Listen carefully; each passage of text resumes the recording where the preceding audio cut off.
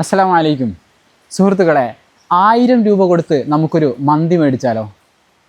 850 രൂപയുടെ മന്തി കുശാലായിട്ട് ഫാമിലി ആയിട്ട് ഭക്ഷിക്കാം. ബാക്കിയുള്ള 150 രൂപയുണ്ടല്ലോ, വാല്യുബിളാണ്.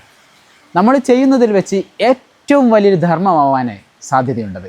കാരണം വയനാട്ടുകാർ അത്രമേൽ പ്രതീക്ഷിക്കുന്ന ഒരു സംരംഭമാണിത്. വയനാട്ടുകാരുടെ ഒരു സ്വപ്നമാണ് പാലിയേറ്റീവ് IP യൂണിറ്റ് ഉണ്ടാക്കുക എന്ന് പറയുന്നത്.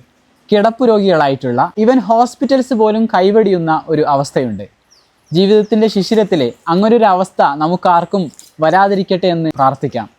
പ്രിയപ്പെട്ടവരെ, ഇങ്ങനെയുള്ളൊരവസ്ഥയിൽ അവരെ മലത്തിലും മൂത്രത്തിലും കലത്തിലും കിടത്തി നജസിൻ്റെ കൂടെ ലോകത്ത് നിന്ന് പറഞ്ഞയക്കുക എന്ന് പറയുന്നത്, അവരെ മടക്കുക എന്ന് പറയുന്നത് നമ്മൾ ചെയ്യുന്ന ഒരു പാപമായിരിക്കാം.